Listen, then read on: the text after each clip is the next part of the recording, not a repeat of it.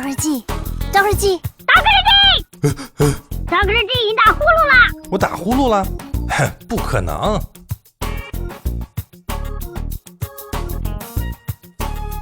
我记得我小时候啊，我爸就常常打呼噜。晚上下班回家，他躺在沙发上看电视睡着了，打呼噜。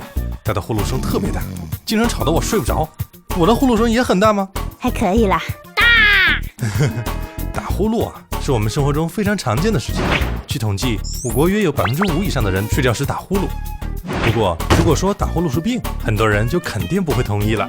对呀，打呼噜不是很常见吗？刚才大个 G 你就打了。打呼噜确实是病，而且不仅是病，还是影响我们身体健康的疾病。打呼噜严重者其实是患有阻塞性睡眠呼吸暂停综合症，英文名叫做 OSAS。为什么叫做 OSAS 这样的名字呢？首先，我们得先了解一下人为什么会打呼噜。在我们人体呼吸的过程中，空气吸入肺部，在肺部经气体交换后，废气原路返回，排出体外。夜间休息的时候，咽部等部位的气道会变窄，这个时候气流就会通过狭窄部位产生涡流，并引起震动，出现鼾声。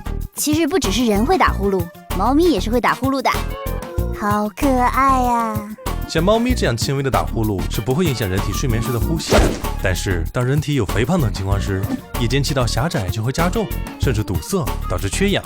人体自身为了保证呼吸，会加大呼吸的力度，使气流冲开阻塞。这时的鼾声比一般的鼾声更响亮、更不规则，并且时而间断，就像交响乐。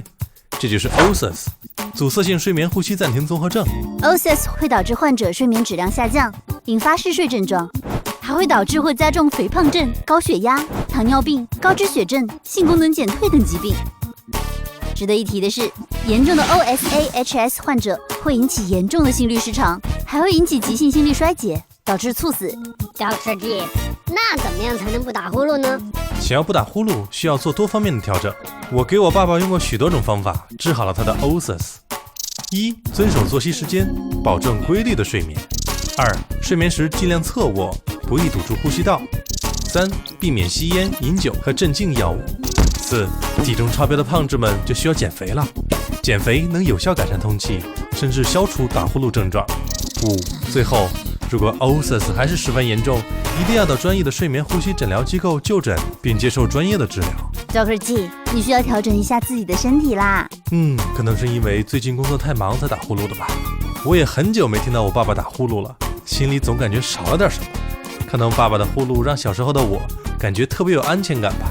小明、小白，如果你们的爸爸以后要打呼噜，不要烦，一定要按照刚才讲的方法给他调理哦。大地里藏着小秘密，睁大眼睛看个仔细，不需要说破大道理，笑着健康的真谛。我们还有更多的节目哟，懒得去找，那就扫一扫添加我们的微信号吧。